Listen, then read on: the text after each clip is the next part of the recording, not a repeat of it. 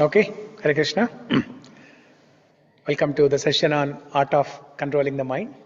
So today it will be the last session on this topic, okay, mind control. So if you have any questions, you keep the questions with you until the session is over. Otherwise we can never finish this topic. So we'll discuss the questions in the end. So we started discussing about this 2-3 weeks ago. We had a good discussion. So far we have learnt in bits and pieces. So let's put the bits and pieces together today and make some meaning out of it. Thinking, feeling and willing. These are the three faculties of the mind. Three functions, three faculties of the mind. So the mind does thinking, the mind develops some feelings, and finally the mind wants to do something, willing, the willingness, the action part.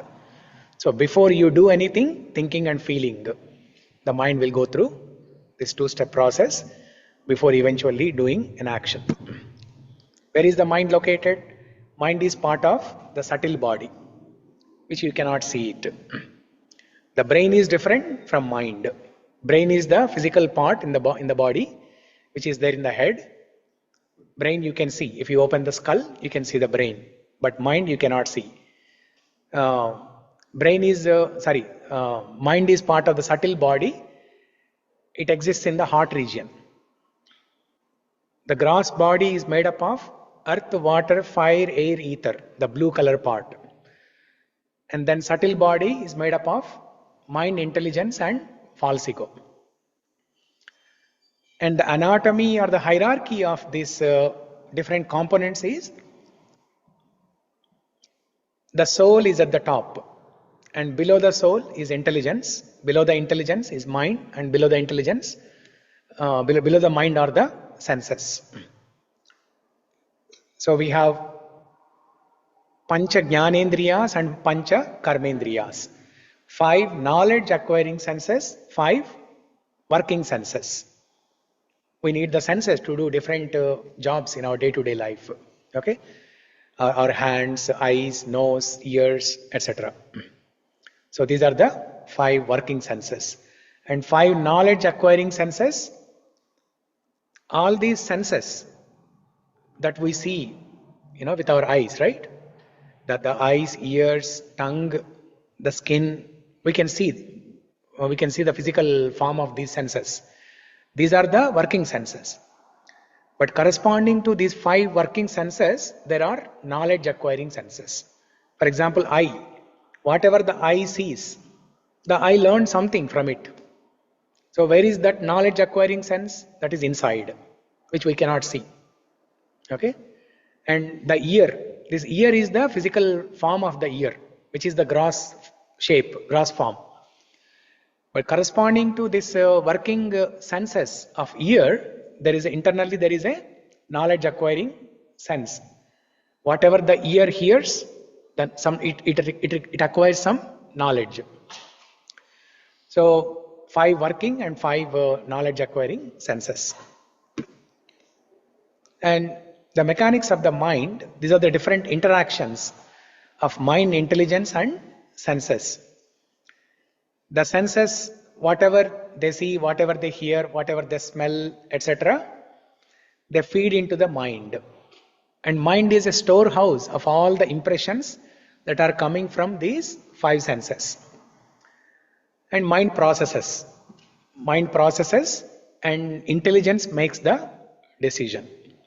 Basically, mind is the interface between intelligence, mind, senses. Overall interface is the mind. It's like software.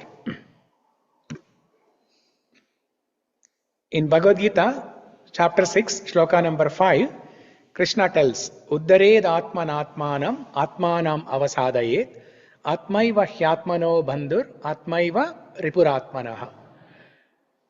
Deliver yourself with the help of mind. Mind can be your friend or enemy.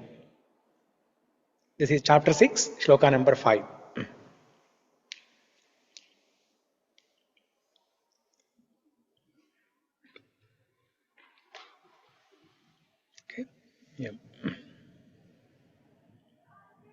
Yeah, some people are taking notes.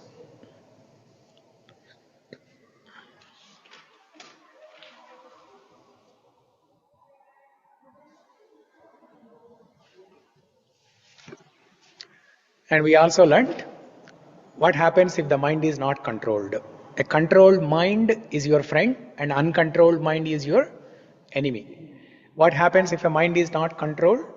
Lack of confidence, loss of trust, madness, damage to oneself, family and society, depression, stress, hypertension, dangerous diseases.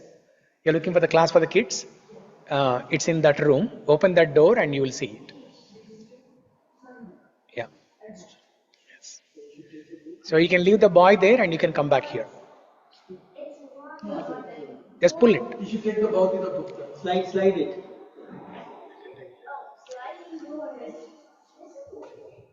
Now, what can a controlled mind do? What are the benefits of controlling a mind?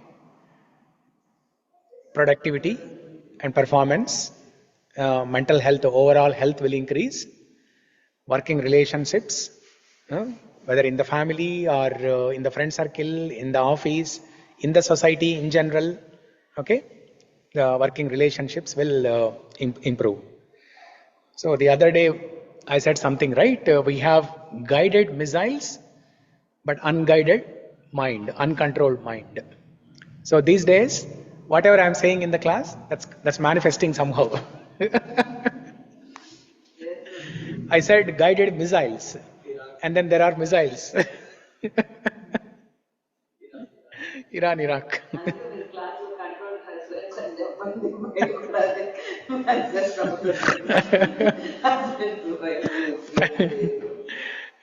Maybe in the next life. If I am born as a woman and if I become a wife.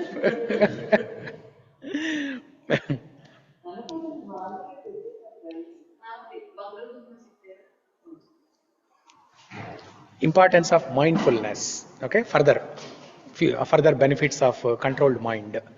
It reduces stress, slowing the production of memory loss diseases, improving circulation and digestion, regulating mood, enhancing cognition, depression, decrease in symptoms of depression and anxiety, and many more. Most importantly, peace of mind, right? When you have controlled mind, it gives you peace, shanti. And these are the different techniques that we can apply to practice controlling the mind. Okay.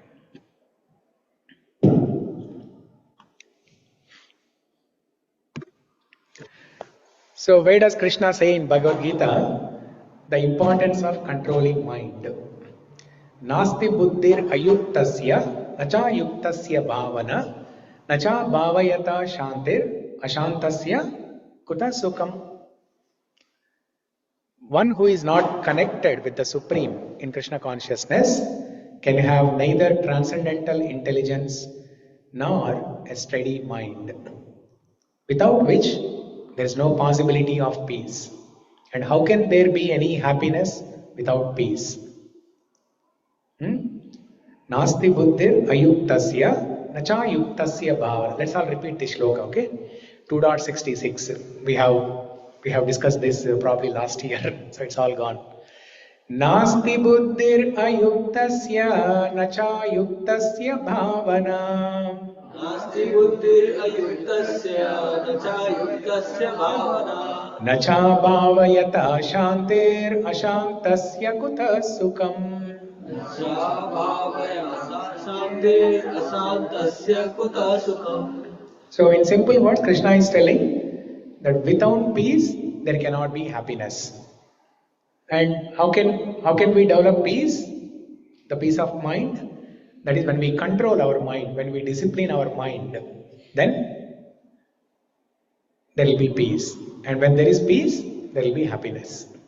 Okay? Because there is always something bothering us in life. The dualities, adhyatmika, adi bhautika, adi daivika, all these problems, they're always bothering us. So if we achieve peace of mind, then we can be happy. The goal is not to run away from these problems. We cannot run away like that. We have to remain like Padma Patram Ivambasa. Krishna tells in 5th chapter of Bhagavad Gita. We have to learn how to lead life like a lotus flower in the mud. Lotus grows in the mud. Have we ever seen a lotus running away from mud? No. Lotus is always staying in the muddy water. But it remains fresh, it's fragrant, it looks very attractive, beautiful, and that flower which is growing in the mud, we cut that and offer it to God. Lotus represents knowledge, enlightenment, purity, all these things. That's why whenever you have to describe the beauty of Bhagavan, we always use lotus. Whether it is Sriman Narayana, Sri Mahalakshmi, Radha, Krishna, any part of the body of Krishna, we use lotus as an analogy. Okay, so we have to learn to lead our life like a lotus. Instead of running away from the muddy water, what does the lotus do? The lotus gives birth to other lotuses. The lotus gives birth to other lotus flowers. So we have to remain like that. We have to live in the world. There will be so many problems. The dualities, Adidavika, Adibhautika, Adhyatmika, problems will be there. And we have to learn how to be peaceful in that situation. Yeah. Water is like a world for us. That water, what is Mud is like a is what it society. resembles. No? The mud is like all the problems. Problems created by mind, problems created by the body, the diseases, the joint pains, birth, death, old age, disease, all these are problems created by the body. And problems created by external people, other people, that is Adi Bhautika. And then problems created by nature, tsunami, floods, earthquake, these are the problems created by nature, Adhyatmika.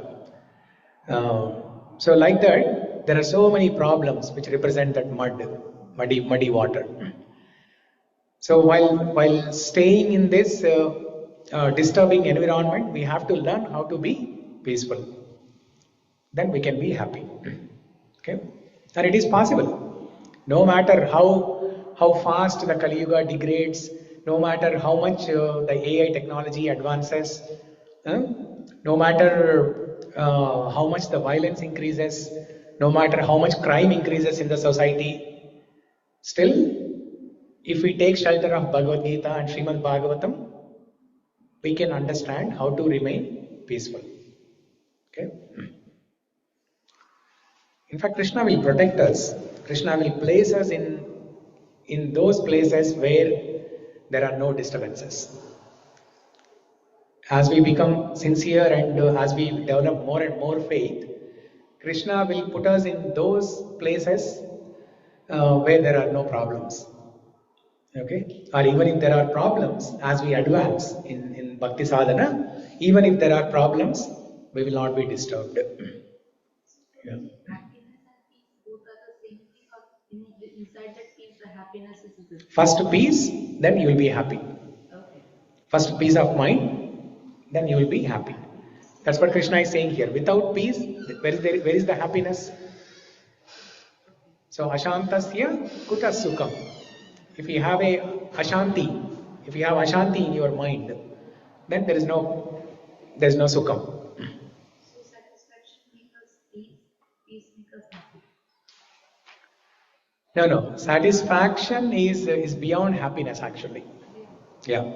So first peace of mind, then you will be happy, then satisfaction. Yeah. In the material world, when you are using these sense objects, they'll give you some temporary happiness. Okay? For example, a child wants a candy. The mother knows that candy is not good for the child. But the child is throwing tantrum and crying so much, crying for 1 hour. Now looking at this, the parents they give in. They surrender to the child and they give the chocolate. Now the chocolate gives some temporary happiness to the child. First of all, the child is peaceful, right? The child becomes peaceful because he was throwing tantrum, he was creating big havoc. Now he's peaceful. As soon as you give the candy, he's peaceful. And when he eats the candy, he's happy. But is that satisfaction? No, that's not satisfaction. He wants one more candy. And there is no end to it. Yeah. But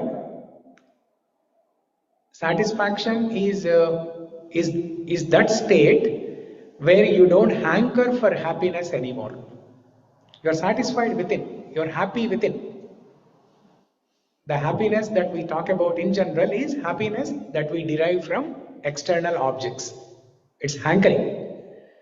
But when you are satisfied, you are not hankering for anything. So when a person smiles, it's just happy or peace. When a person smiles or laughing, anything it means a peace or a happiness. So it's like I feel like confusion in that. When a person smiles. Then what does it mean? Is it a peace or a happiness? When a person smiles, I mean, he's expressing some happiness, but it doesn't mean there is complete peace in his mind, right? Yeah, he's expressing some happiness. Yeah, the smile represents some happiness. It doesn't mean he's completely happy, he's completely peaceful. Yeah. Okay? And then we discussed about the chariot of life. This one picture, which is world famous and time immemorial, which is discussed many times even by Prabhupada and many acharyas, many references. Whenever there is a topic of mind control, sense control, intelligence, this picture is used. So we discussed this, but very quickly, in less than a minute. The chariot represents the body, Arjuna represents the soul, Krishna represents the intelligence, the horses represent the mind, represent the senses, and mind represents, the robes represent the mind. In the absence of good intelligence, in the absence of Krishna, then the robes will be controlling the horses. The robes will be navigating the horses. That means the mind will be navigating the senses in wrong direction. That's why you see one horse is missing. There should be 5 horses, but before Krishna came in, there were 5 horses. There used to be 5 horses, and one horse is missing. That is due to lack of intelligence, lack of good intelligence. Now Krishna came in, he took the charge, he started controlling, and the remaining 4 horses, they are in good control. Okay. In Mukundamala Stotra, there is a beautiful shloka. Kulshekara Alvar explains what happens when our intelligence is lost. What happens when our senses are not in control? What happens when our mind is not controlled? Andhasya me hrita viveka mahādhanasya chaurai prabho bali virindriya namadeye mohanta kupa kuhare vinipatitasya devesha dehi krupanasya karavalambam. In this shloka, Kulshekara Alvar says, O my Lord Mukunda, my intelligence has been lost. It has been stolen. Viveka. The word Viveka in the first line. Andhasya me hrita Viveka. Viveka is intelligence. Hrita Viveka. Hrita means stolen.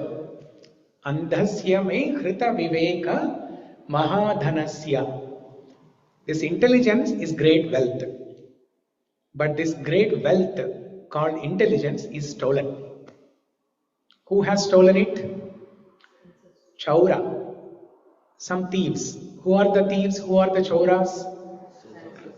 The strong indriya Balibir Indriya. Balibir Indriya. Balibir means strong. Indriya, the senses. The senses have stolen my intelligence. They have stolen the mind and intelligence, both. Andasya me hrita viveka mahādhanasya chaurai prabho balivirindriya namadeyai. So when the intelligence, mind and intelligence has been lost by the senses, what happened? This person is feeling darkness. Andasya is feeling darkness because of ignorance, avidya. He is feeling darkness, and that darkness is compared to a well, a dark well. Kupa. Kupa means well. Okay. Moham the kupa. Moha anda. Moha is illusion. Anda, that means he is blind. Because it is dark, he is blind. He cannot see anything. So first, the intelligence has been stolen by senses. When the intelligence is stolen, that means the vidya is stolen, avidya is remaining. Because of avidya, he is experiencing darkness and he is feeling as if he is in a deep well, in a dark well. And he is in illusion. He does not know what is right and what is wrong. Because when you are in a dark well, you cannot see anything, right? You cannot see properly. That is what happens when our intelligence has been lost. We cannot make a decision what is good and what is right, what is good and bad, what is right and what is wrong. We cannot figure out. Mohanda kupa kuhare vinipati tasya. So I am stuck in this situation. I am stuck in this dark well. O Lord Mukunda, please give me your hand and uplift me. Karavalambam. Devesha dehi krupanasya karavalambam. O Lord, please give me your hand and uplift me. Karavalambam. Okay? This is a nice Karavalamba shloka from Mukunda Mahastotra.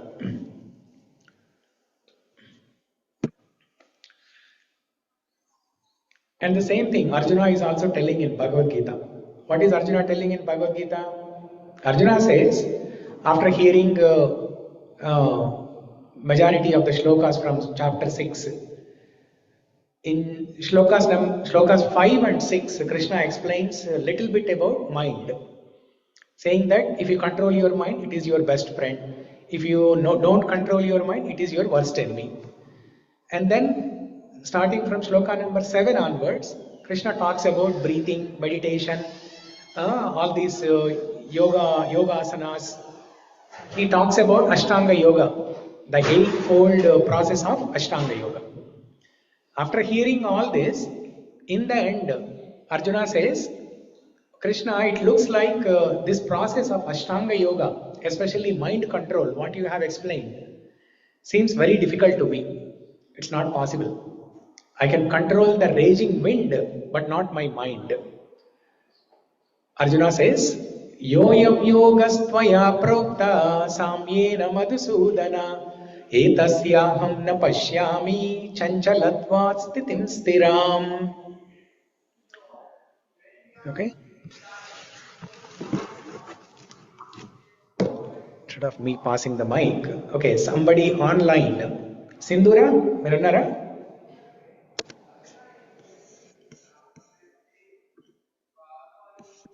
Sindhura is not there. Yeah. Naga Jyoti, yeah? మీ పేరేంటి?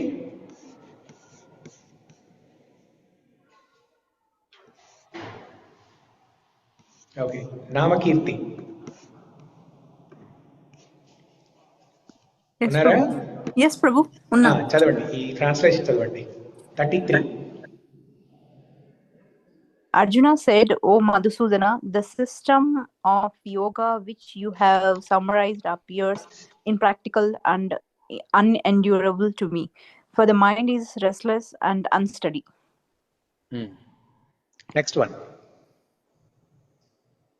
The mind is restless, turbulent, obstinate, and very strong. O Krishna, and to subdue it, I think, is more difficult than controlling the mind. Controlling the wind. Sorry. Okay. So Arjuna is saying, Chanchalam hi mana Krishna pramati balavad dridam. Tasyaham nigraham manye vayur iva sudushkaram.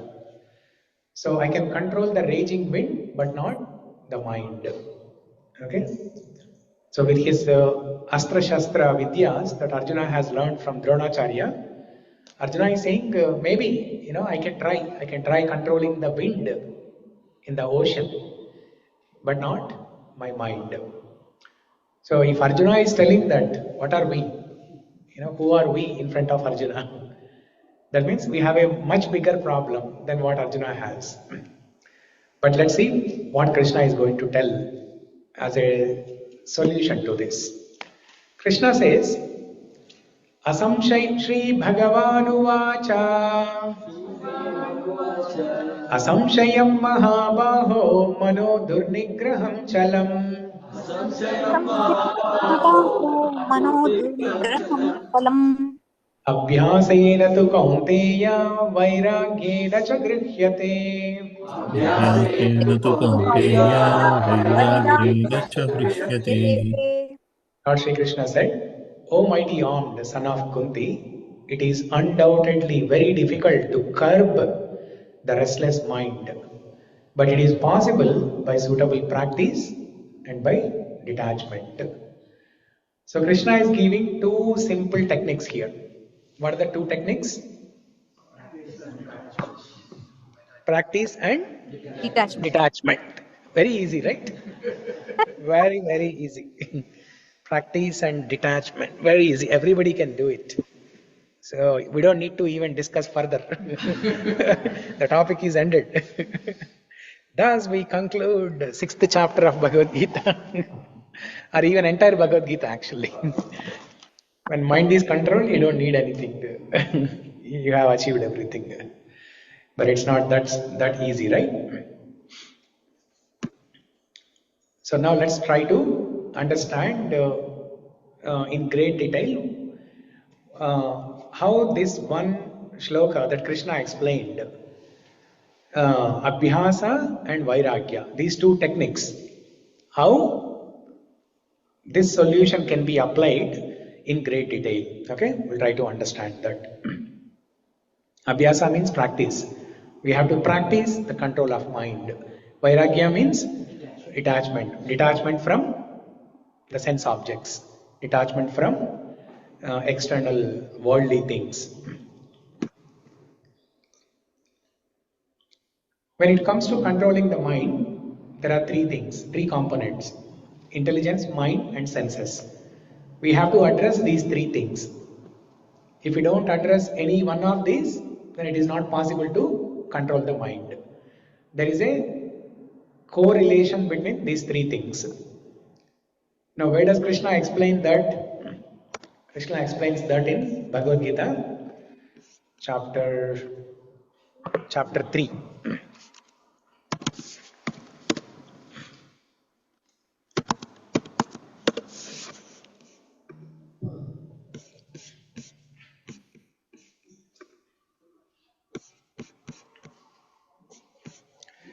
In chapter 3 of Bhagavad Gita, Krishna explains the anatomy or hierarchy of the mind, intelligence and senses, and what is the correlation between these three. So Krishna says, Indriyani paranyahor indriyebhya param manaha.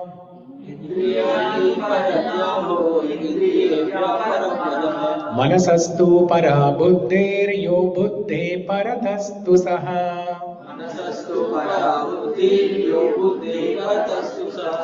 Evam buddhe param bhutva samstabhyatmanamatmana. Evam buddhe param bhutva Jahi shatru mahā-bāho kamarupam durasadam. Jahi satrum mahā-bāho kamarupam durasadam. Actually 41 also, yeah.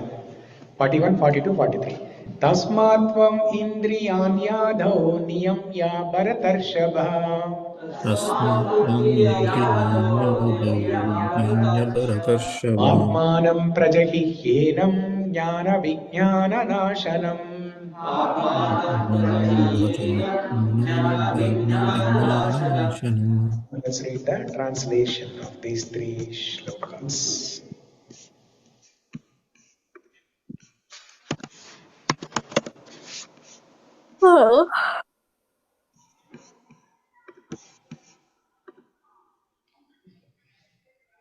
Okay, Shrikant, you there?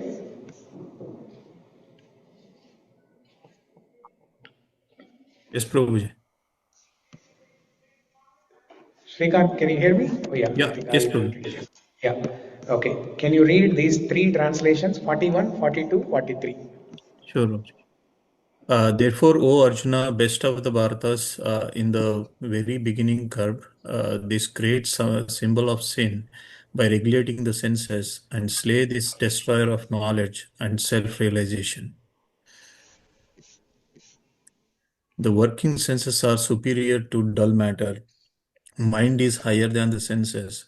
Intelligence is still higher than the mind, and he is even higher than the intelligence, Yeah, so here he means the soul. the soul.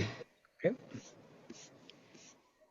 Thus, knowing oneself to be transcendental to the material senses, mind, and intelligence, O mighty armed Arjuna, one should steady the mind by deliberate spiritual intelligence, Krishna consciousness, and thus, by spiritual strength, conquer this insatiable enemy known as lust.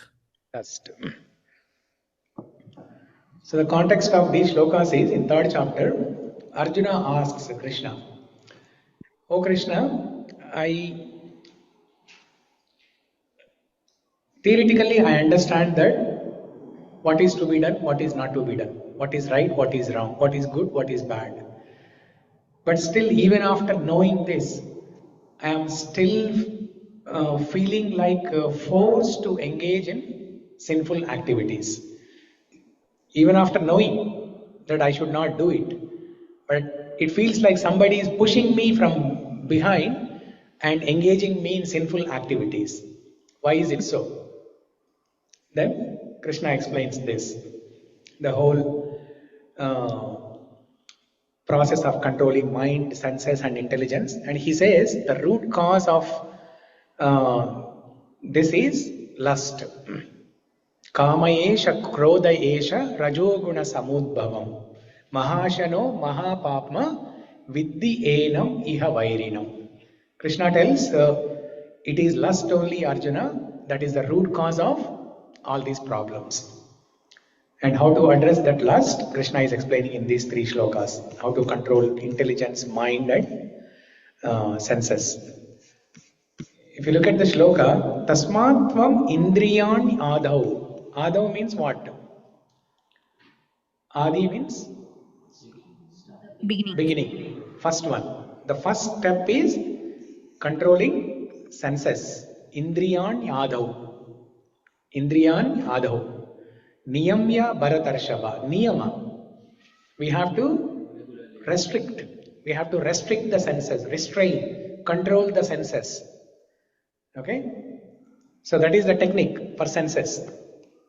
The technique for senses, there is a technique for intelligence, there is a technique for mind. We'll discuss these three now. The technique for senses is niyama, control, restriction, restrain. Okay? Some rules and regulations. So senses have to be regulated. They have to be restricted. The senses, because senses are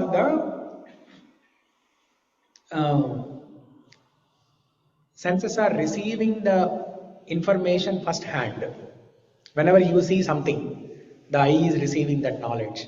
Whenever you hear something, the ear is receiving that knowledge. So the senses, more than the intelligence and the mind, the senses are receiving the knowledge. Knowledge in the sense anything good and bad. Whatever you hear, whatever you see, whatever you smell, whatever you touch, the senses are the first receivers. They are the first receivers, which further feed into the mind and intelligence. Okay? So the technique for senses is to control, to restrain. Okay? Just like horses, they have blinds. Similarly, we should also restrict our senses like that. We should restrict our senses. Now going back to our, okay, we'll skip 2 slides ahead. We are on the section of senses. So technique for senses is regulating the senses. In simple words, regulating the senses. That is the technique. We have to become like a tortoise. Tortoise, in Krishna tells in Bhagavad Gita Chapter 2, Yada hi nendriyarteshu,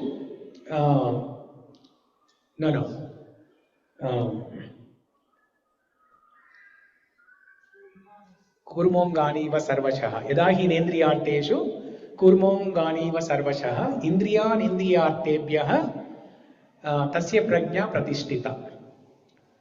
So 2.58 or something. Okay? There Krishna tells, just like how a tortoise withdraws its limbs from external objects, from external dangers, we have to control our senses like that. Arjuna asked Krishna, how does a saintly person engage his senses and how does he withdraw his senses? Just like how a tortoise engages the senses when there is no danger. When there is no wild animal around, the tortoise fully opens all the hands and legs and freely walks and engages in all activities. As soon as the tortoise sees some danger of a wild animal, then tortoise withdraws all the limbs and keeps them under the shell.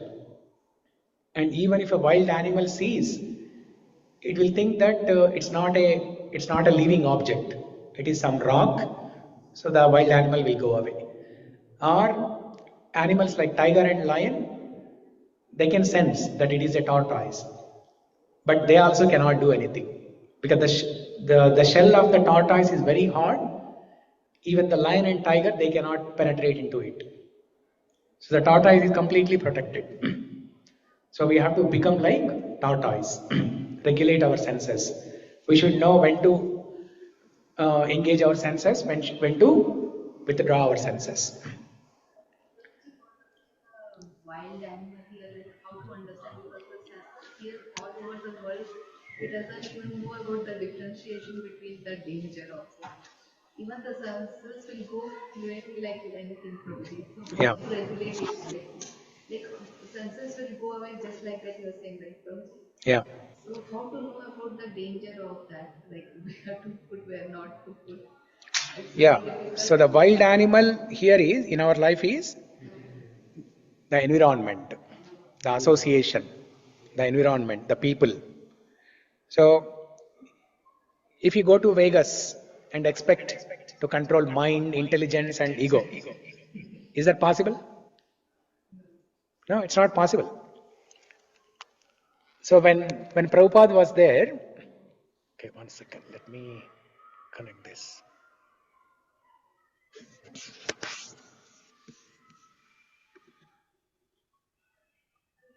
Yes.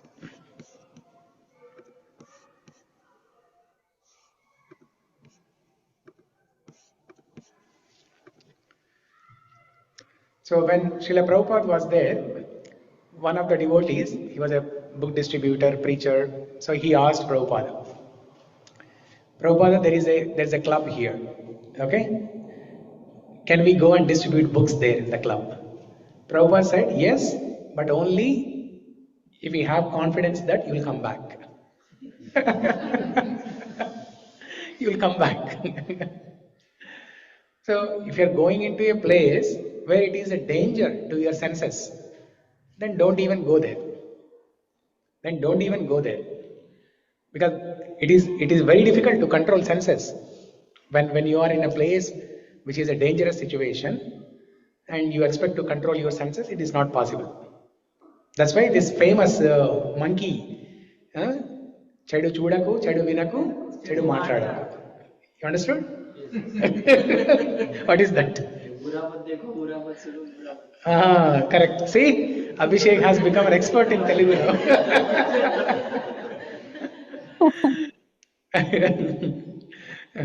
So there's a beautiful shloka in Mukundamala Stotra. Whatever you want, it is there in Mukundamala Stotra. Madraksham kshina punyam kshanamapi bhavato bhaktihinan padabje ma shrausham shravya bandham tava charitam apasyanyada khyana jatam ma smarsham madhavatvam api bhuvanapate chetasa pahnuvanan ma bhuvam tvatsaparya aparikarahito janma janmantarepi. So what does Kulshekar Alvar say here? Abhishek, take the mic and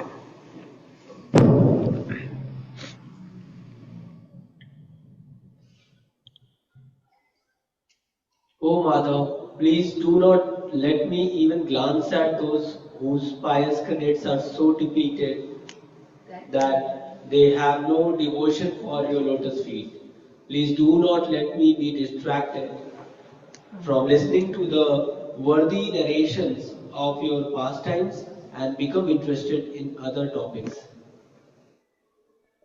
Please, O Lord of the universe, let me pay no attention to those who avoid thinking of you, and let me never be unable to serve you in some menial way, birth after birth.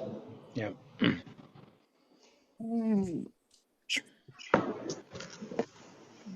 So should I sit here? Am I blocking? You're able to see the TV Just at the properly? very bottom. Huh? You're able to see. Okay.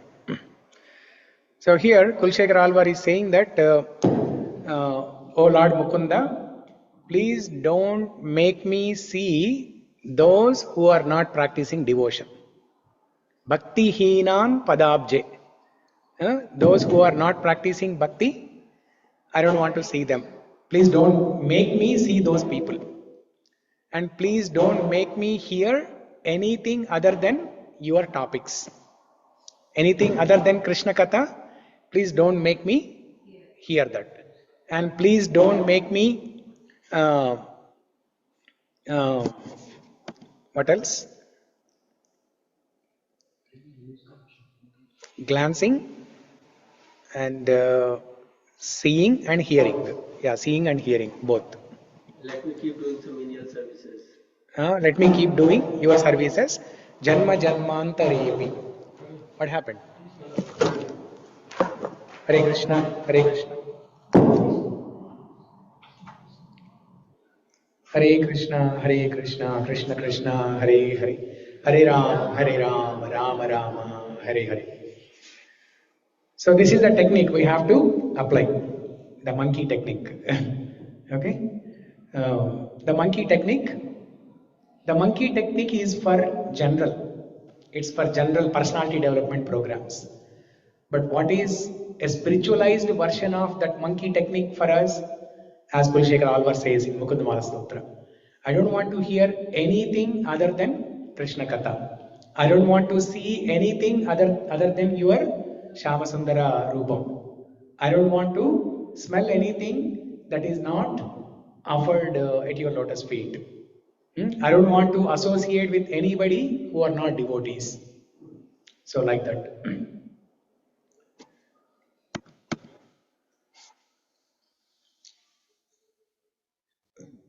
If we don't control our senses, then what happens?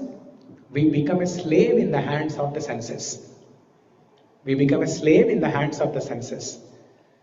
And one desire of us, let's say we have only one desire. To fulfill that desire, first we become slave in the hand of that desire.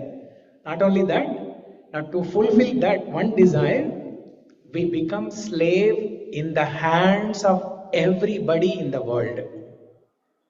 We become a slave in the hands of everybody in the world, entire world, just for one desire. Just for one desire, we will become ready. We will be ready to become slave in the hands of everybody in the world. See how dangerous it is. How dangerous it is. But if we make the desire as our slave, then what happens? The entire world will become slave in our hands. Everybody in the world, they all will become slaves in our hand if we control that desire. So that's the power of desire. This is another beautiful shloka from Narada Purana that talks about the senses. Ashaya dasa dasaste sarvalokasya asha dasi esham tesham dasayate lokaha. Those who are slaves to the desires are slaves to the whole world. But for those whom desire serves as a slave, the whole world serves them. Here, desire within the brackets hope. What is that hope? What is that hope? Asha. The word, if you look at the Sanskrit shloka, right? Asha. What is that asha? Getting that things. Fulfill that desire. Nothing but You have desire. a desire, hoping that if you fulfill that desire, you will be happy. It's a hope for happiness. It's a hope for happiness. That is the asha. Ashaya dasa. If you become a dasa for the asha. Ashaya dasa e dasate dasaste sarvalokasya. Asha dasi. But the good scenario is you have to make asha as your dasi. You have to make asha as your dasi. Asha dasi esham tesham dasayate lokaha. Okay?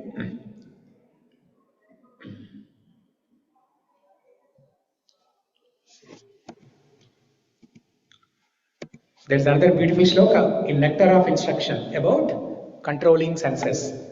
Vacho vegam manasa krodha vegam jihva vegam udaropastha vegam.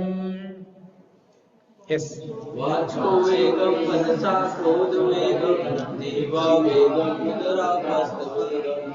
Etan vegan yo vishaste dhiraha sarvam abhimam pridhivim sa shishyat.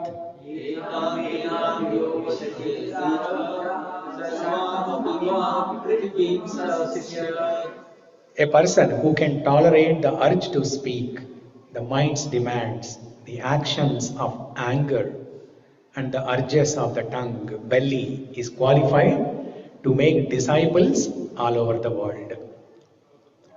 So here, controlling different senses, different faculties of our human body are mentioned here. Vacho vegam. Vegam means the speed, the urge. The urge or speed. This desire to speak. Some people you see, they keep on talking. Venkatesh, give a good example. Huh? No, that's not a good example. That's not a good example. Give me a good example. Opposite to her, she doesn't speak. She doesn't speak? Oh, okay. Kalpana garu, మీరు మంచి example ఇవ్వండి. మీరు ఏదనుకుంటే అదే అండి. అప్పుడు piece కూడా ఉంటుంది మాకు. మీకు అర్థమైందా? సుష్మా కదా? మీకు అర్థమైందా ఏం చెప్తున్నాను? ప్రభుజీ క్లాస్ ఇంకో క్లాస్ అన్నారు. The wives always want to talk. Right? Yes, she agreed. Give a big round of applause to her. She agreed.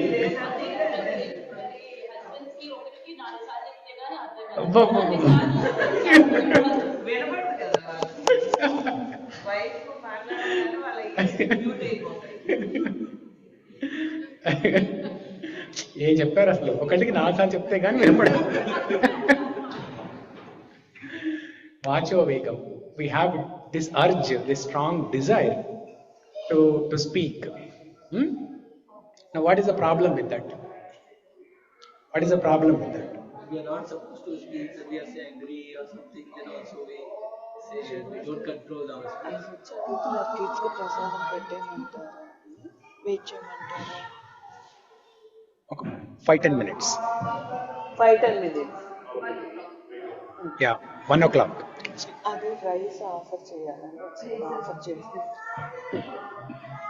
Okay, so the problem with this habit of speaking constantly is we will end up speaking all gossip. We'll end up speaking all gossip only. In the material world, in the society, the person who speaks a lot, he is considered the great. But that's not a good habit. That's not a good measurement of a good person. You will definitely end up speaking all nonsense, all gossip, and you will hurt others, you will hurt yourself. It's a total damage. So vacho vegam, we have to tolerate this urge to speak. We have to control this urge to speak. We have to control the tongue. The tongue has two functions. One is to speak, the other one is to eat. Okay, so we have to control both. Vacho vegam, manasa, krodha vegam. We have to control the mind, the demands of the mind, which is the current topic actually. The actions of anger.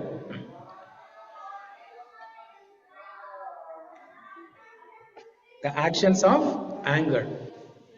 Anger is one letter short of danger. Anger is one letter short of danger. So if we don't control our speech, if we don't control our mind, then we will get angry on everybody. We'll get angry on family members, friends, even parents, society, everybody will get angry on anybody. There's a real incident that happened in Mumbai. One employee, he asked for a leave from his manager.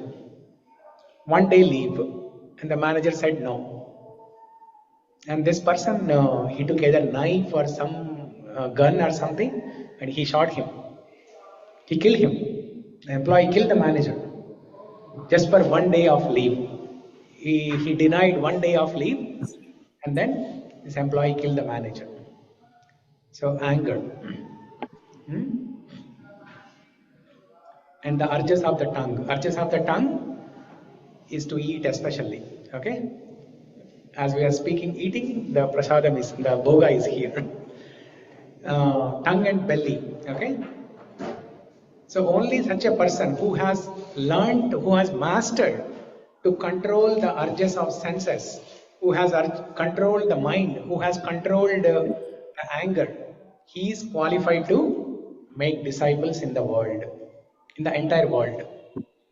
That means the same thing basically. Entire world will become slave in your hands. Otherwise, we will become slave in the hands of everybody. Mahatma Gandhi also said something very beautiful. He said, the world has enough resources to fulfill the needs of everybody in the world. But the world does not have enough resources to fulfill the desires of one person. To fulfill the desires of one person. Now, need and desire, they are different, right? Need is what you want. It's the basic thing. You need air, you need water, you need basic amount of food, you need basic amount of clothing, shelter. These are the basic things for your living. But desire is, I want more and more for my happiness. So the entire world has the resources to fulfill the needs of everybody, the basic needs of everybody. But the world does not have enough resources to fulfill desires of one person. See how strong the desires are, how unlimited the desires are. Urge of speech, it is different from urge of tongue. Both are same, right? Urge of tongue means eating. Yeah. food. So this, when it comes to tongue, right, or the urge to speak, the biggest problem that people have in that general society or even devotee association also, that gossiping, it gives pleasure. It gives pleasure. It gives dopamine. It gives you some temporary happiness. It's like smoking a cigarette. It's like drinking alcohol. It gives temporary happiness. It's an addiction basically. Gossiping is an addiction. A person may be able to get rid of smoking very easily, but getting rid of gossiping is very difficult. You will see people who are practicing devotees for 20, 25 years. They take pleasure in gossiping about others. It is such a harmful habit that if we don't control this in the early stage, it can become a big vatavruksha, which will not be possible to cut it down. So we have to be very careful from the very beginning stage that do not even gossip. That's also sinful activity, right? We will accumulate sin about talking others something. It's not a sinful activity like meat eating, intoxication, like that. It's not a sinful activity like that, but it causes damage to us. It causes damage to others. It causes damage to us. It pollutes our mind. When you gossip, what happens? Your mind is thinking about all these things, all these nonsensical things. Yeah. On one side, it is giving some pleasure. See, why do you get pleasure when you gossip about others, when you talk about others in a wrong way? Why do you get pleasure? We feel like we are the better. We feel like we are better than others. That's why it gives us happiness. Yeah. So, and in order to enjoy that happiness, we want to speak more and more gossips. So it's a big problem. Gossiping is a big problem, even in devotee circles. 20, 25 people. Years of service also, people still do gossiping. If we don't... Like somewhere, if we talk about someone, all these bad things, we will accumulate their karma to us, like we will get that bad karma. It's an aparadha, it's a Vaishnava aparadha to talk gossip, to gossip about other devotees. It's a Vaishnava aparadha. Yes, definitely will incur, bad karma. So not only bad karma, but all the spiritual progress that we have, that will be washed out if we gossip about others. Yeah, it is such a dangerous thing. It also comes under senses only. This also comes under senses only. And controlling the senses. Yes, tongue. Yeah, urge to speak. Yeah, urge to speak. Gossiping means the urge to speak. Yeah. Okay.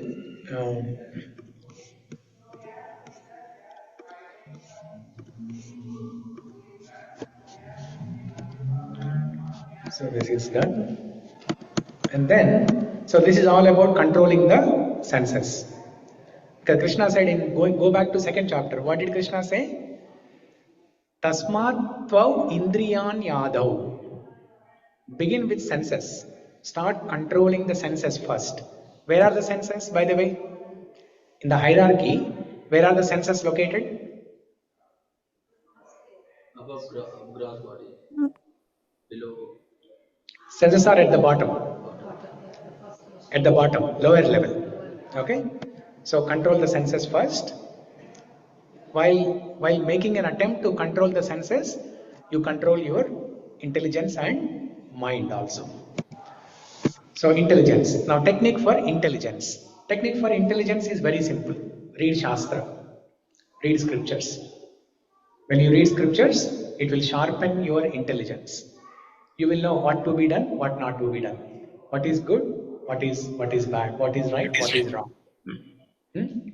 So Sushma, she joined today for the first time, and she brought her boy to join the Vedic education class, right? So she has a goal. She wants her child to know what is good, what is bad, what is right, what is wrong. So this is what happens when you read scriptures, when you hear stories in the class, in the value education class, you will know.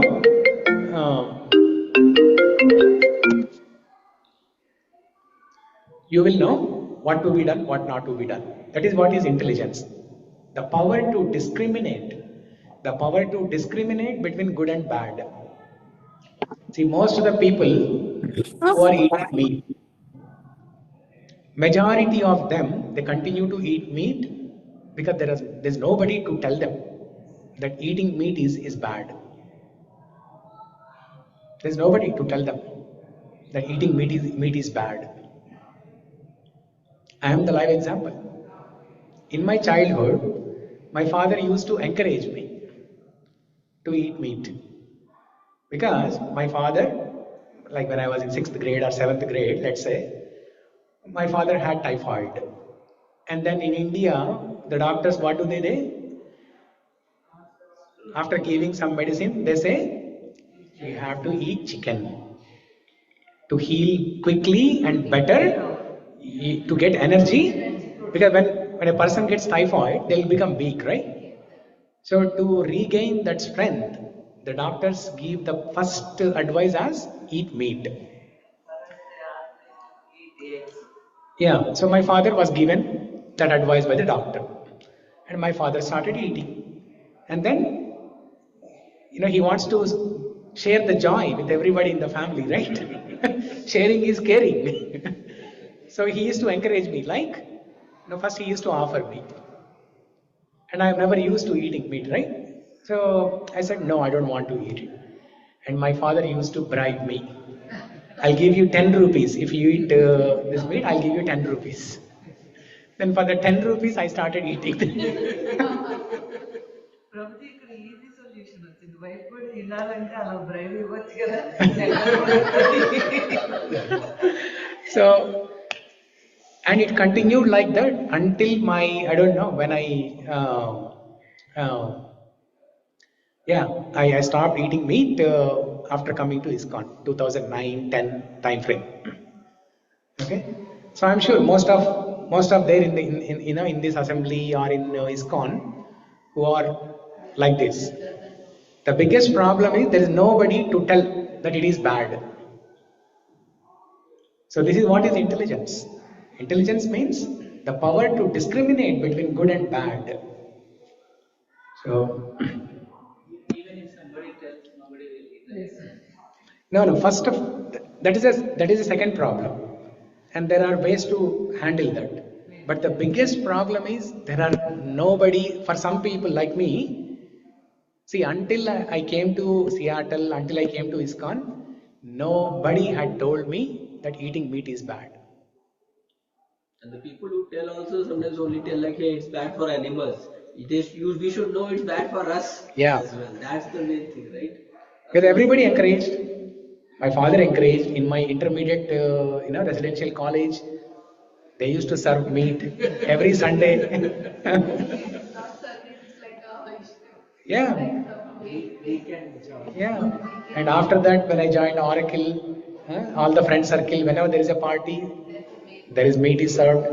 And after coming to US, whenever there is a party, weekend party, there is meat served. So nobody told me that eating meat is bad. People will say it's bad if you're not eating it. Yeah. If you're not eating, then it's bad. If you're not eating, then it is bad. Yeah. So the biggest problem is there are very less people who tell to others that eating meat is bad. So this is what is intelligence actually, giving intelligence to others, sharpening intelligence of others. The intelligence comes either by reading scriptures or hearing a good piece of advice from a well-wisher, an elderly person, a mentor, a guru, like that. By the way, consider whatever I told is a story. Once upon a time. You're recording this proper. I'm recording this. It's a story, by the way. It's a cooked up story, made up story for the class. Techniques for the mind. So we understood techniques for senses, we understood techniques for intelligence. Now let's understand techniques for the mind.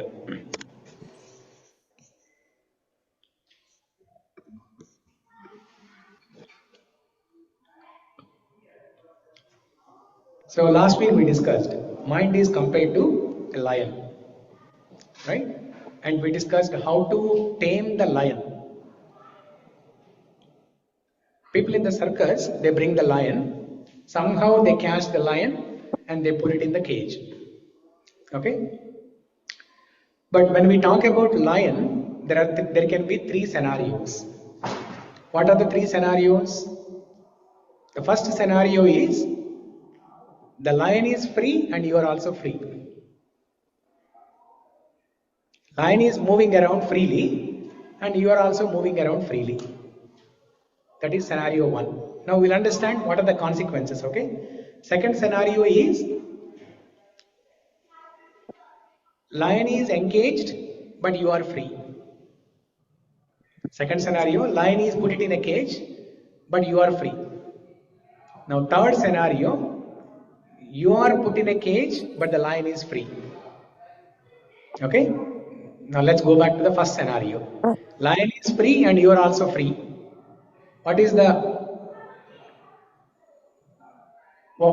consequence of that scenario?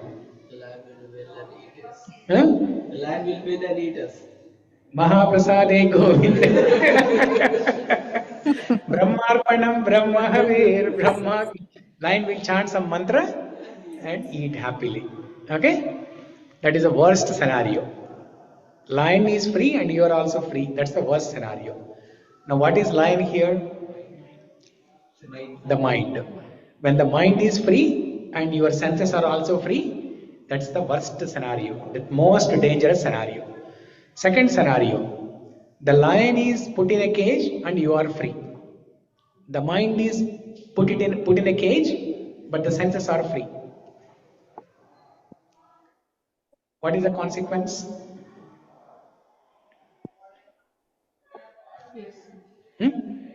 What? We are safe. Good. When the mind is controlled, we are safe, right? We are peaceful. Even the senses are free. It is controlled. The mind is controlled. Mind becomes peaceful. That means there is happiness. Very good. But is that possible? The question is that possible?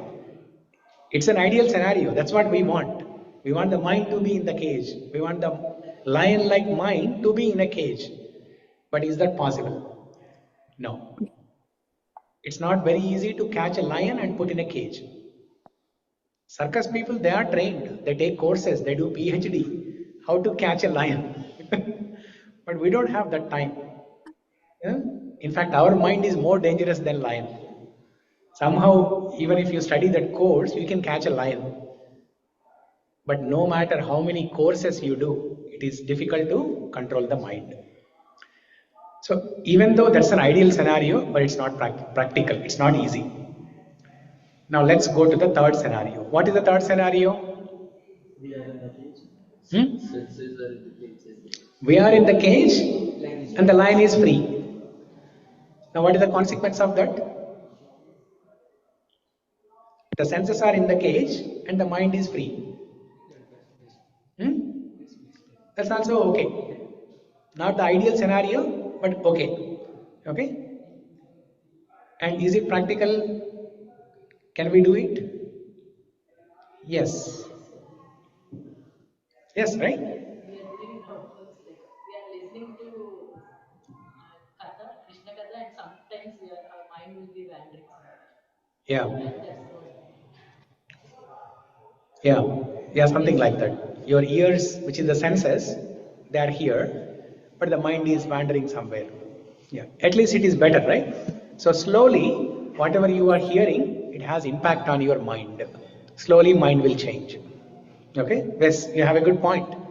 That's a good analogy to understand that you are in the cage The mind is in the cage, but senses are free. No. Senses are in the cage, but the mind is free. Lion is free, but you are in the cage. Yeah. And that is the first step Krishna recommended, right? Tasmat tvam indriyan yadav. Start controlling the senses first. Tasmat tvam indriyan yadav niyamya bharatarshava. Put some restrictions on your senses. Okay? So if you put the senses in the cage, here the cage is nothing but the environment, the association. The association. Now you are bringing your ears to this association of devotees where we are hearing Krishna Katha. So senses are controlled. Instead of hearing some gossiping and some movie and nonsense stuff, we are hearing some nice Katha, Krishna Katha. Senses are controlled, and slowly mind will be controlled by that process. Okay? And last week we discussed about the ghee lamp scenario, right? So we're not going to discuss that anymore in the interest of time. Now let's discuss about the third topic. Shvasa and Vishwasa. Shvasa, Vishwasa. These two are very correlated. Shvasa is breath. Vishwasa is faith. Okay? Vishwasa can be... okay.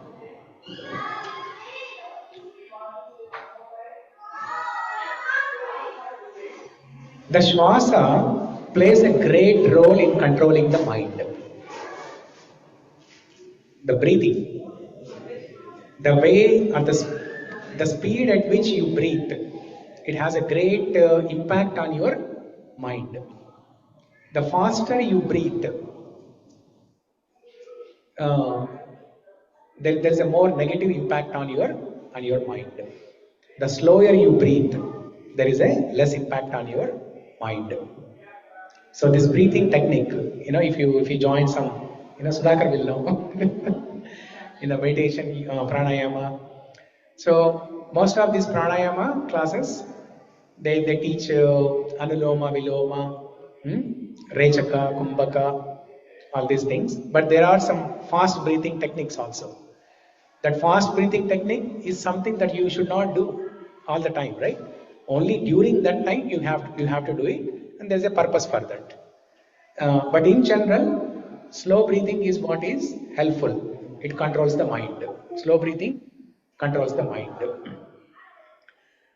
That's why after this shloka, 6.6, 6.5 and 6.6, Krishna explains in great detail about asanas and breathing, yogasanas and pranayama. Because if you practice breathing techniques, you can control your mind better. That is something in ISKCON, it is neglected. Breathing is neglected. Yoga, breathing is neglected. Thinking that, it is Ashtanga Yoga. Okay? You don't have to practice all the Ashtanga Yoga techniques, but whatever is helpful for us to control our mind, we can at least practice that. So minimum yoga asanas, minimum amount of breathing, we should do that. Because you can experience, if you sit down for 5 minutes and do some breathing technique, pranayama, it helps. In all the pujas, if you bring a pujari to your home for Satyanarayana Vratam or something, right? What does the pujari ask you to do? First he will ask you to do achamanam. You wash your hands and you say Om Keshavaya Namaha, Om Madhavaya Namaha, Om Madhusudhanaya Namaha. And then he'll ask you to touch the water. Om Apavitra Pavitro Va Sarvavastan Gatopi Va Yasmaret Pundarikaksham Sabhahyabhyantara Sujihi. It is a process of cleaning internally and externally. And then what he'll ask you to do? Pranayama. Right? Because whatever you are going to do for the next 1 hour, you have to focus, you have to be attentive, you have to pay attention, you have to control your mind, you have to put your mind in the process. That's why he asked you to do pranayama. But the pranayama, how the people do? They just do for 1 second. As a formality, they will do it. Just for 1 second, they will do it. But you have to do it. You have to do it for at least 1 minute. At least one round, one cycle of good exhale and good inhale and exhale. If you do that, then you will be in the present moment. You can focus on the puja. So Shwasa, okay? So if you have information about some breathing techniques, you can find online or somewhere, and practice minimum amount of breathing daily. Okay? So I'm personally taking some breathing classes actually, pranic healing techniques. I personally am practicing that since last 2-3 months. I'm practicing that. Next one. There are 2 more points. Offer your mind to Krishna, and the next one is mind and senses correlation. The last point on this slide, we have already discussed that. The relationship between mind and senses. It is not possible to control senses without it is not possible to control mind without controlling senses first. That we have understood. Now let's understand this offer your mind to Krishna. Now we have discussed so many techniques. Technique for intelligence to control mind. Techniques to control senses with the goal of controlling mind. And within controlling mind, there are so many techniques. And by the way, we did not discuss one important thing. Mantra. The technique for controlling mind is mantra. Manaha trayate iti mantraha. Manaha trayate iti mantraha. That which delivers the mind is mantra. Hare Krishna, Krishna Krishna, Hare Hare, Hare Rama, Rama Rama, Hare Hare. Or Om Namo Narayanaya, Om Namo Bhagavate Vasudevaya, Sri Krishna Sharanam Mamaha.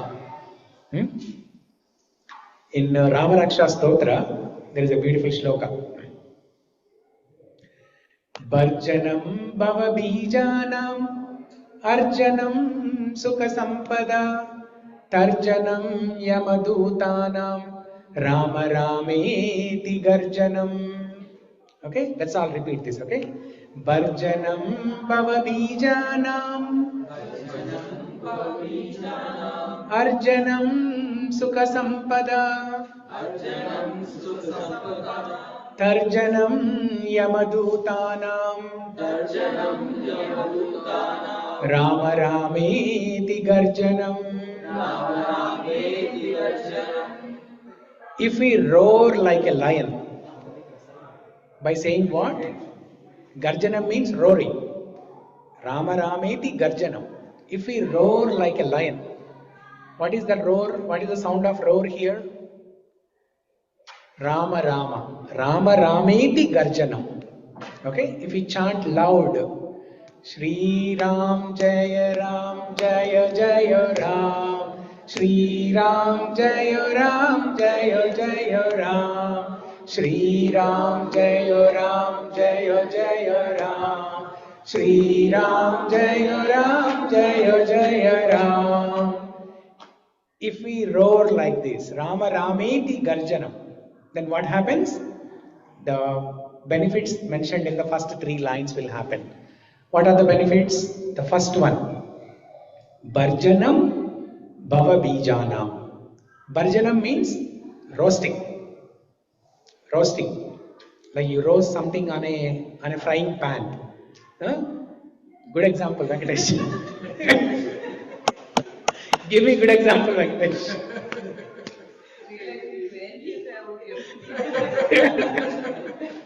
Sri Lakshmi roasting Venkatesh. Yes? బయటికి నవ్వుతున్నారు అంతే, లోపల ఏముందో ఇంటికి తీసుకెళ్ళి ఆడికి చెప్తాడు. భర్జనం భవ బీజానం. Bhava bija. Bhava means birth, death, old age, disease. This cycle of birth and death. Bija, the seed. When you bring a seed, put it on a dosa pan and fry it, and you plant that seed in the soil.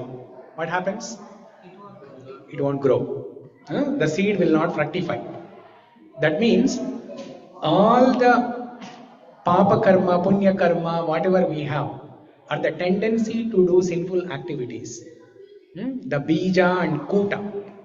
It is called bija and kuta. Bija means a seed, a tendency to perform sinful activities. All those things will be roasted. That means they will not fructify. Your karma will not fructify.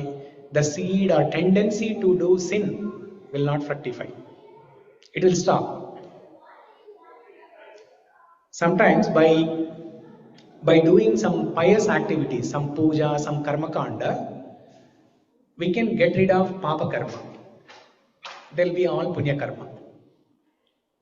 That means you have removed your papa karma, but you have not removed the tendency to do papa karma in future. That is possible only by chanting mantras. Rama Rameti Garjanam. Garjanam, Barjanam Bhava Bijanam. That is the first thing. Did everyone understand? Barjanam Bhava Bijanam. Second one is Arjanam. Arjanam Sukha Sampada. Chanting of this Rama Nama or Krishna Nama will give us Sukha Sampada, happiness and wealth, prosperity. We are not looking for material prosperity, but the spiritual prosperity. If you have spiritual prosperity, you have everything. But if you have material prosperity, you may not be satisfied. If you have spiritual prosperity, you are satisfied and you don't even want material prosperity. So, Arjanam Sukha Sampada. Next one. Actually, in Vishnu Sahasranama, there's a beautiful shloka. Brahmanyam sarva dharmajnam lokanam kirti vardhanam lokanadham mahadbhutam sarva Sarva Bhuta Bhavodbhavam. Sarva Bhuta Bhavodbhavam. So, anyway, first line is very important for us. Brahmanyam sarva dharmajnam lokanam kirti vardhanam. What does it mean? Lokanam kirti vardhanam. Lokanam means of all the people in the loka, of all the people in the world. Kirti vardhanam. This is the name. Ain't a shloka?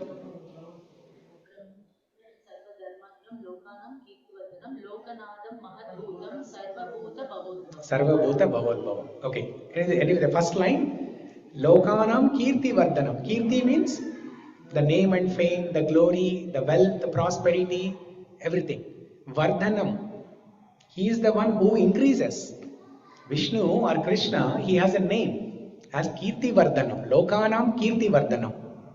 If we chant his name, he will increase our wealth. He will increase our Kirti. He will increase our Kirti, name and fame. Everything. Lokanam Kirti Vardhanam. So, now we have discussed so many techniques, right? But still, is it possible to control the mind with these techniques? Third one, we did not discuss the third one. Which one? The Tarjanam. Third line, correct.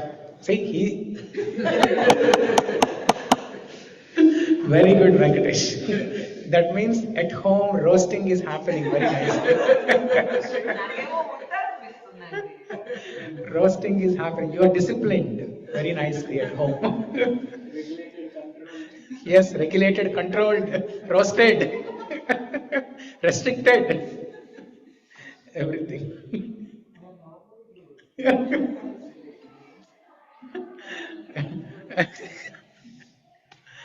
So, Tarjanam Yamadutanam. Tarjanam Yamadutanam. That means, what does it mean? Tarjanam Yamadutanam. It will remove the fear of Yamadutas. It will remove the fear of death. This Rama mantram, Rama Taraka mantram, Rama Taraka mantram will remove the fear of death. It will deliver us from the material world. It will deliver us from the fear of death. Rama Taraka mantram. That's why it is called Rama Taraka. Taraka means to deliver. That which delivers us, that which liberates us, that which frees us from this fear called death. That is Yamaduta. Tarjanam Yamadutanam. Okay? So let's all sing this shloka again. Barjanam bhavabijanam Arjanam sukha sampada Arjanam Sukhanam Pada Tarjanam Yamadutanam Arjanam Rama Avadutanam Rameti Garjanam. Rama Rameti Yeah. Garjanam. So any mantra, any name, if you like Hare Krishna Maha Mantra, chant that. Otherwise, Rama Raksha Stotra, Rama Taraka Mantra, or Vishnu Sahasranama Stotra, Mukundamala Stotra, anything that you like. Okay? Okay, next. I think we are at the last slide successfully. Did we miss anything? No. Now to summarize, we did not discuss this one point here. Offer your mind to Sri Krishna. We have discussed so many techniques so far. Controlling intelligence, sharpening intelligence, controlling senses, controlling mind. So many techniques. All these techniques will work, but they are very difficult. And the overall process of controlling mind is very difficult. That's why what does Krishna say in Bhagavad Gita? Just you give your mind to me. You are not able to control it, you are not able to manage it, just give it to me. Krishna says that. Just give it to me. I will handle it, I will manage it, I will take care of it. So, manmana bhava madbhakto madhyaji mam namaskuru mame vaishvasi satyam te pratijani priyosime. Always think about me. Manmana bhava madbhakto. Always think about me and always become my devotee. By doing this, you will come back to me, to the spiritual world. Now, how to give our mind to Krishna?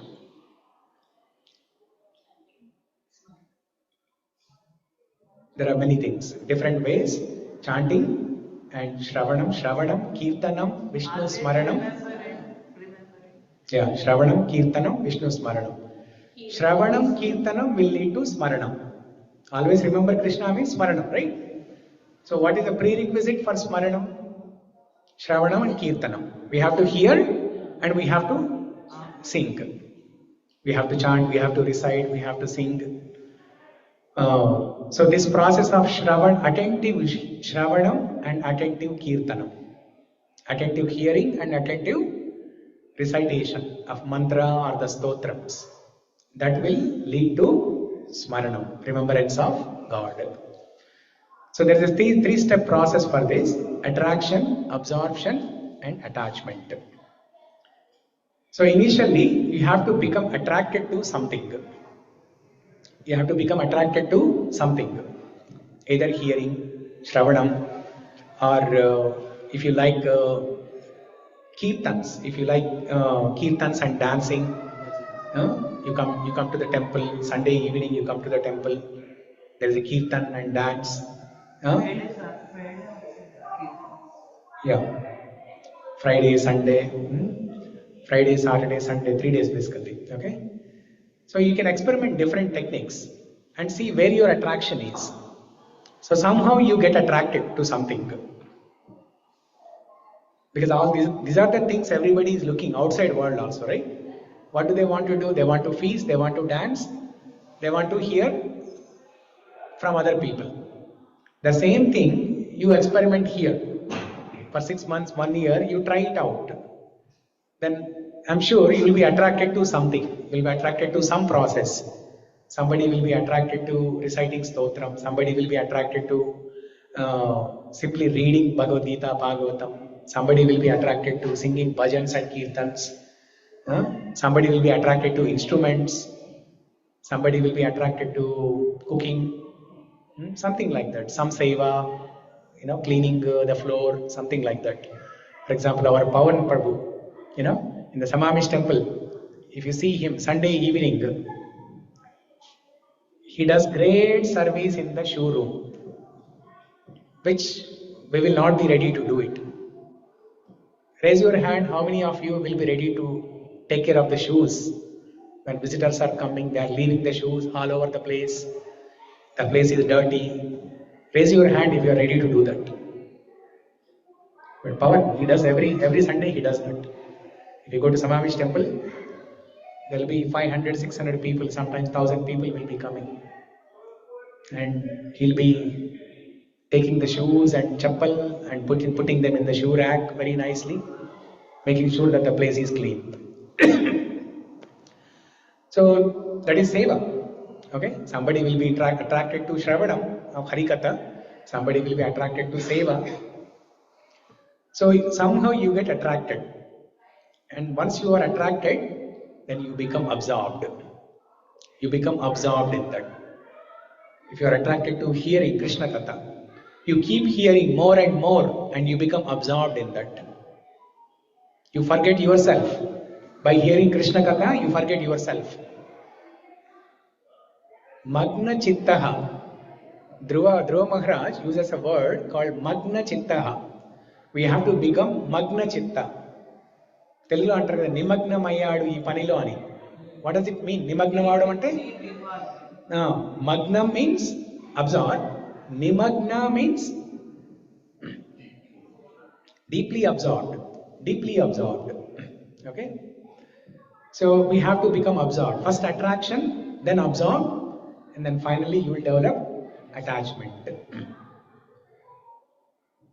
So the best way to see, now going back to Krishna's instruction in 6.35, abhyāsena tu kaunteya, vairāgyeṇa cha gṛhyate. The two solutions Krishna is giving is practice and detachment. So practice, we have discussed so many techniques. Sharpening intelligence, controlling senses, controlling mind, so many techniques. Now what is the vairāgya? Detachment from worldly things, detachment from sense objects. Right? The best way to do this, the best way to develop vairāgya, detachment from sense objects, is to engage our senses in Krishna Seva. Engage our services in Krishna Seva. Again in Mukundamala Stotra, Kulshekar Alvar beautifully says, Jihve kirtaya keshavam muraripum cheto bhaja shridaram pani dvandva samarchaya chutakata shrutradvayatvam shruno krishnam lokaya lochanadvaya hare nasivi gacchangri yugmalayam gṛhyate mukunda pada tulasi urdhannamadokshajam. Kulshekar Alvar says how to engage our eyes in seeing the beautiful form of Krishna, how to engage our tongue in singing the glories of Krishna, how to engage our ears in hearing about Krishna, how to engage our nose in smelling the flower and tulasi that is offered at the feet of Krishna, how to engage our legs in going to the temple of Krishna, how to engage our hands in doing some seva to Krishna. Like that, all the senses we have to engage in the service of Krishna. Lasyavi, sing Jihve Kirtaya shloka. Jihve Kirtaya Keshavam Muraripum Cheto Bhajashridhara Pani Dvandva Samarchaya Chita Katha Shrodradvayatvam Shruno Krishnam Lokaya Lochanadvaya Hare Gacchangri Yugmalayam Jigrana Mukunda Pada Tulasi Mudhanna Madokshajam. Hey, very good. Good. So this is meditation. This is meditation. Yeah, you can borrow. This is nothing but meditation. When you are talking about Krishna Katha, when you are reciting some stotram, some mantras, your mind is fully absorbed. Your mind is fully absorbed. And this is the only way to get attached to Krishna. And this is the only way to get detached from worldly things. The vairāgya that Krishna described in 6.35. Abhyāsena tu kaunteya, vairāgyeṇa cha gṛhyate. How to develop detachment? It is not possible. But it is possible only by developing attachment to Krishna. By getting attracted to Krishna stories. By getting absorbed in Krishna stories, we become attached to Krishna. Hence, we become detached from worldly objects. Krishna has a name, Hrishikesha. Hrishika plus Isha. Your daughter's name is Hrishika. You add a Hru, you add a H there, it becomes Hrishika. Hrishika means controller of senses. Hrishika means controller of senses. Sorry, Hrishika means senses. Hrishika Isha means controller of senses. If we serve the senses of the controller of the senses, then we can control our senses. Who can tell this sentence? What I just said now, who can tell this?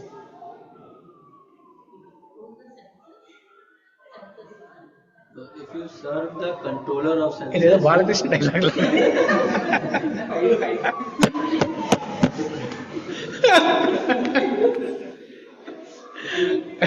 If you serve the controller of senses, then you can control the senses. If you serve the controller of senses, then you can control the senses. Yes. If we serve the controller of the senses, then we can control our senses. Right? So simply, in simple words, serve Krishna. Serve Krishna, and it is possible to control our senses. Okay? Then we don't need to serve husband. If you ask Krishna, Krishna, what does it mean to serve you? Krishna will say, serve your husband, then it means serving me. Krishna will say, if you serve my devotees, then it is better than serving me directly.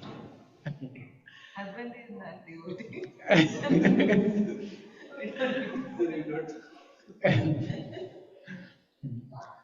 Yeah. I think that's the last. Oh, no, we have one more last slide. Krishna tells in many shlokas in Bhagavad Gita, Mayeva mana adastva, may buddhim niveshaya. This point of offer your mind to me, Krishna tells in many shlokas in Bhagavad Gita, especially 12th chapter. Many shlokas in 12th chapter, it's all about give your mind to me, give your mind to me. Now, to summarize the whole thing in one slide, and we'll stop after this. In one abbreviation, chant. C for chant, you chant the mantra to control the mind. And H for hearing, you hear to sharpen your intelligence. And A for association, this is for what? Senses, controlling senses. When you are in the association of devotees, then your senses are controlled. Just like how Sri Lakshmi gave the example. When you are in the association of devotees like this, your ears will only want to hear Krishna Katha. Mind may be wandering somewhere temporarily, but eventually mind will be controlled. But at least in the beginning, your senses are controlled. Okay? A for association. Next, negate temptations. While you are engaging senses in hearing Krishna Katha, in serving Krishna, the senses will keep on throwing desires at you. Senses want to, when you are in the temple, in the back of your mind, there is a desire. Oh, maybe if I go out with my friends and do some party, maybe I'll be more happy. The mind will be tricking you like this. Mind will be cheating you like this. Then negate those temptations. Say no. Say no, thank you. to those temptations. Negate temptations. Finally, T, think about Krishna. Always think about Krishna. Manmana bhava madbhakto vadhyaji mam namaskuru. This is such a golden instruction. That's why Krishna repeats in Bhagavad Gita. This is one of the two shlokas in Bhagavad Gita that Krishna repeats. Manmana bhava madbhakto in 9th chapter and then again in 8th chapter. This is one shloka Krishna repeats, and there is another shloka Krishna repeats 2 times. Swadharme nidanam shreya paradharma bhayavaha. That shloka also Krishna repeats. Okay? Think about Krishna. If it is not such an important thing, why will Krishna repeat that instruction? So T for think about Krishna. So how to think about Krishna? By hearing more about Krishna. That's why soon after 6th chapter, in the beginning of 7th chapter, Krishna says, Maya sakta mana partha yogam yunjan madashrayaha asaṁśayaṁ samagram mam yata jyatsasi tachrunu. Tachrunu. Krishna says, you hear, just hear. Now I am going to explain about myself. Krishna says, I am going to explain about myself. Just hear. Until chapter 6, Krishna is not explaining about himself. Only starting from 7th chapter, Krishna tells about himself. So in the beginning, 7.1, Krishna says, Tachrunu. Shrunu means hear. You just hear. Simply by hearing, we can develop this controlling mind. We can develop the art of controlling mind. Good example, Venkatesh. I'm just visualizing the picture. Oh, this picture. Yeah, you're absorbed. You're attracted, you're absorbed, you're attached. Very good. I was thinking you are remembering some leela that happened at home. Negative temptations. See how beautiful Krishna is here. So if you meditate on, beautiful form of Krishna like this, if you meditate on beautiful Navanita Chaura Leela of Krishna, then your mind will not go anywhere. Your mind wants to listen more and more. Your ears want to listen more and more. Your mind wants to meditate on that more and more. So this is the process. Simply hear, hear, hear, hear. That's the only technique. Just this one book, Bhagavad Gita and Bhagavatam, is enough for your life. See, oftentimes you will hear instructions saying that you have to read so many other books. When you come to ISKCON temple, there are so many books, right? Yeah, there is Chaitanya Charitamrita, there are so many books. Do we have time, first of all, to read all these books? We don't even have time to read Bhagavad Gita. End to end, scrutinizingly, carefully, we don't even have time to read Bhagavad Gita. Then where is the time to read other books? That's why just focus on Bhagavad Gita and Srimad Bhagavatam. Nothing else is required.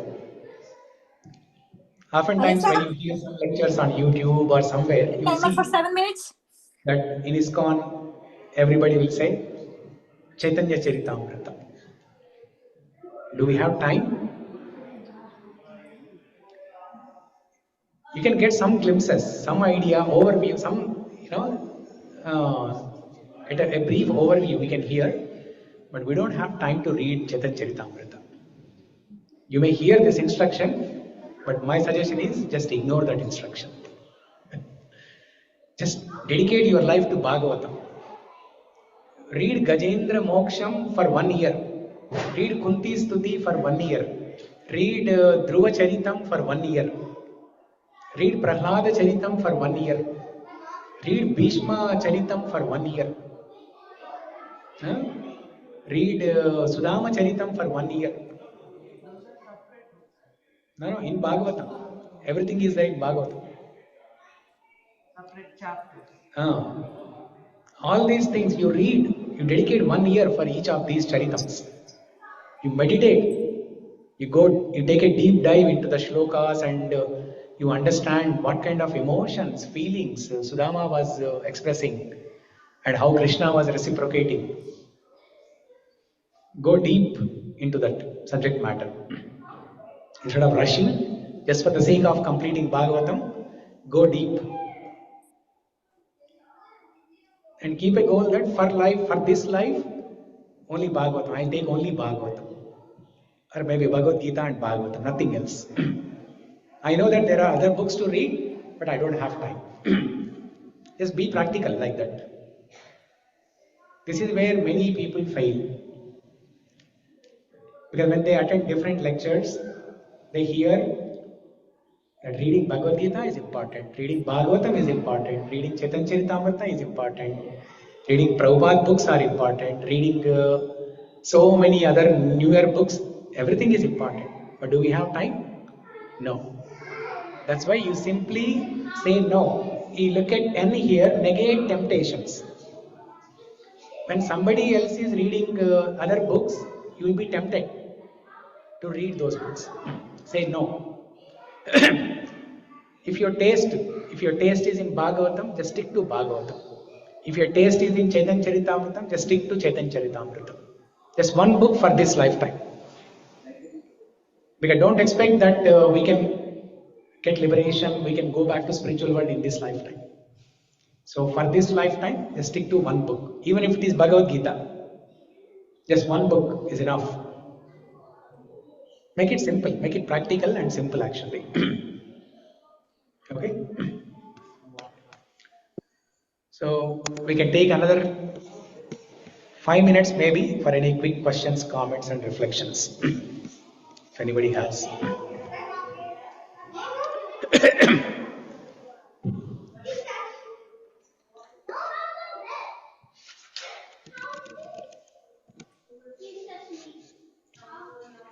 All good?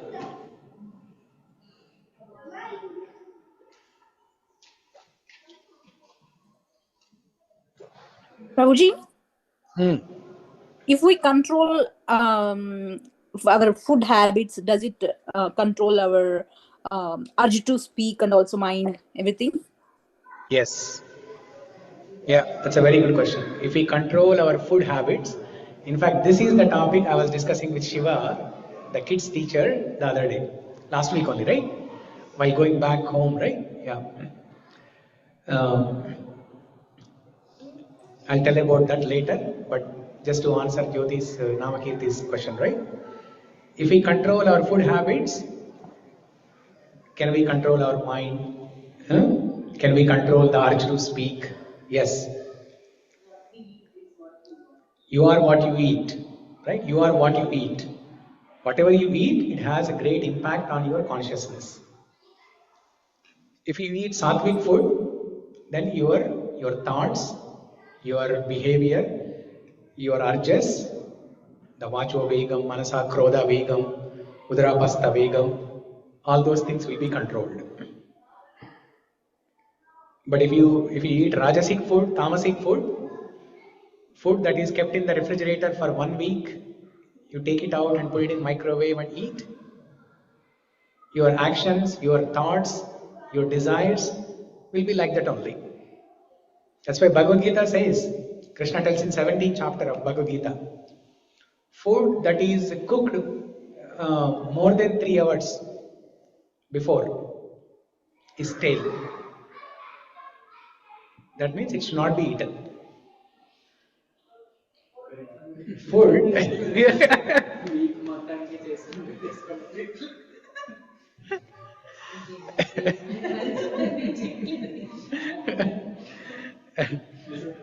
should just try to eat less so that we don't fall in this eating of stale trap.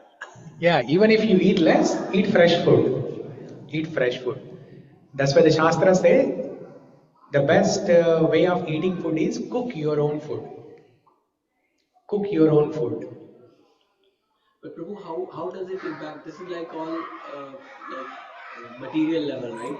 Whatever food we are eating, our body digestion, all this, right? Because as we understand it, food gets digested and then distributed as the energy So how does it impact consciousness? How does it impact consciousness? Yeah. How does the food impact consciousness? Yes. Yes.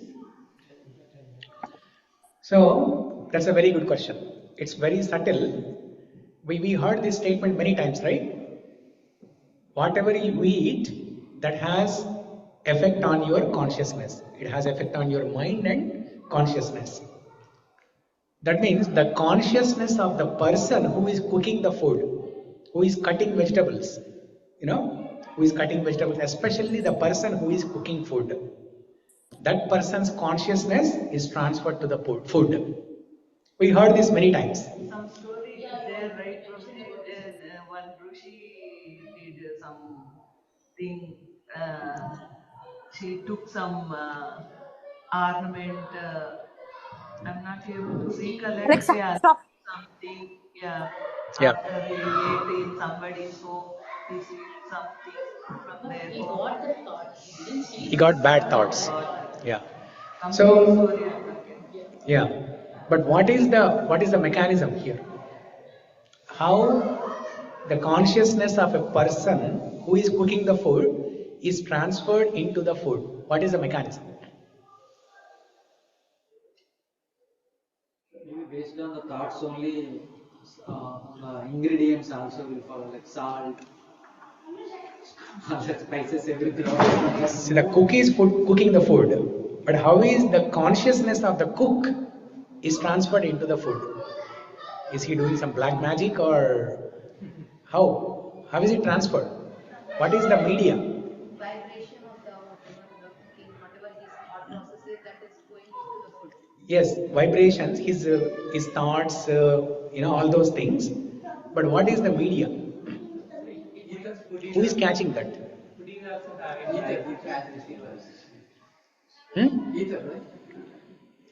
Ether is for the sound, not for the feelings. No. Yeah.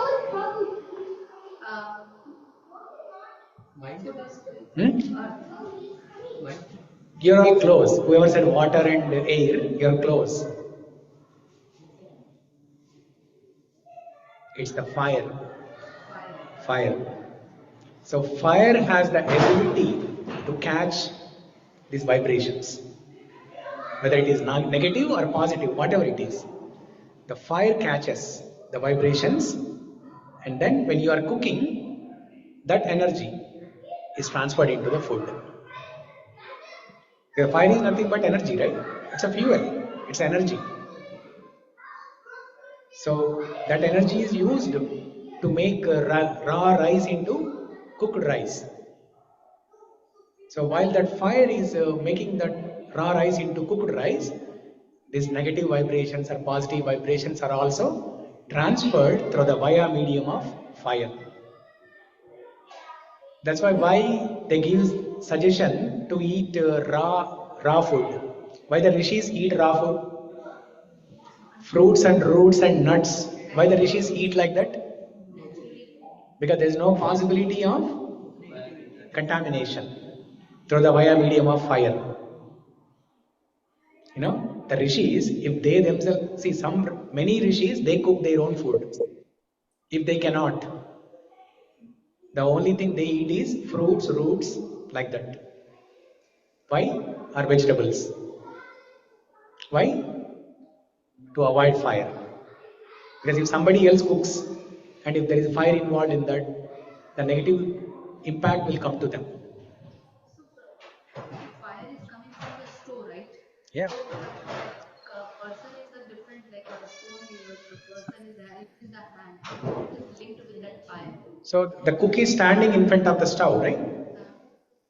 The fire has the power to catch all the vibrations. Yeah. Maybe that's the reason కదండి యజ్ఞం అప్పుడు మనం ఏదైతే అగ్నిదేవుడికి సమర్పిస్తామో ఆయా దేవతలకి చెందుతాయి అని చెప్తారు. Yes. Maybe this is the reason. Yeah. మరి కటింగ్ వెజిటబుల్స్ కట్ చేసేటప్పుడు కాన్షియస్నెస్ ఎలా వెళ్తుంది ప్రభు? Vegetable cutting also, then you are touching. You're touching, right? You're touching the vegetable. So the touch that has impact. It's a less impact, but the greater impact is the cook. That's why in ISKCON kitchens, there is a rule. There is a rule, especially the food that we cook for Krishna, Radha Krishna, to offer as bhoga. There is a rule for that. The rule is the non-Brahmins, that means people who are not second initiated, people who are not pujaris, who are not second initiated, they can cut vegetables, they can do everything. They can mix the dough, they can make chapati rolls, everything. But the stove they cannot touch. The fire they cannot touch. They cannot go near the fire. Another volunteer, he can make the chapati rolls and everything ready. But to put that chapati roll on the pan, on the stove, only the second initiated pujari can do it. Why? Because of the same thing. Fire catches the vibrations. That's why in many temples, especially in India, if you are not second initiated, you are not even allowed inside the kitchen.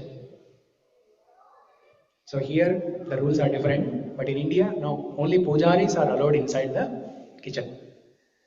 Because even the person is not cooking, there are other people standing in the same kitchen on the other side and cutting vegetables. And there is fire nearby.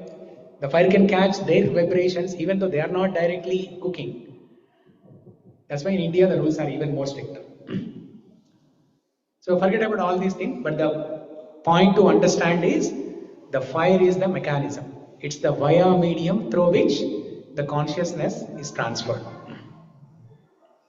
Yeah. Okay. That's why always keep playing some nice kirtan bhajan on your phone while cooking at home. Okay? మీకు అన్నమాచార్య కీర్తనలు ఇష్టం అనుకోండి, ఇంట్లో cooking చేసేటప్పుడు మీకు అందరికీ, but ఇవాళ మీరు వచ్చారు కాబట్టి మీకు స్పెషల్గా చెప్తాను. ఇంట్లో కుకింగ్ చేసేటప్పుడు అన్నమాచార్య కీర్తనలో ఏదో ఒకటి మీకు నచ్చింది, కంటిన్యూస్ విష్ణు సహస్రనామ స్తోత్రం, ఎంఎస్ సుబ్బలక్ష్మిది, అట్లా కంటిన్యూస్గా ప్లే చేసుకుంటూ వంట చేసుకోండి. అట్లా అప్పుడు ఆటోమేటిక్గా కాన్షియస్నెస్ పోతుంది మీ అబ్బాయికి, పిల్లలకి, అందరికి, ఫ్యామిలీ అందరికి. అట్లా Prabhuji, consciousness one day food తినడం వల్ల ఎన్ని రోజులు ఉంటుంది Prabhuji? I have to ask Sudhakar.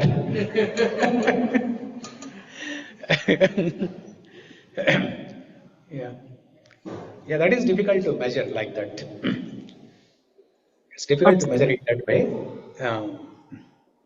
But our goal is not to measure things like this. Our goal is every day, every time I am cooking, something has to be played on my phone. Some stotram, some bhajan, some kirtan, something has to be played on my phone. That should be our goal. Yeah. Okay? If nothing else, we conclude here. Grantara Srimad Bhagavad Gita ki jai. Srila Prabhupada ki jai. Thank you everyone. We'll see you all next week. Hare Krishna. Hare Krishna. Hare Krishna, Swati.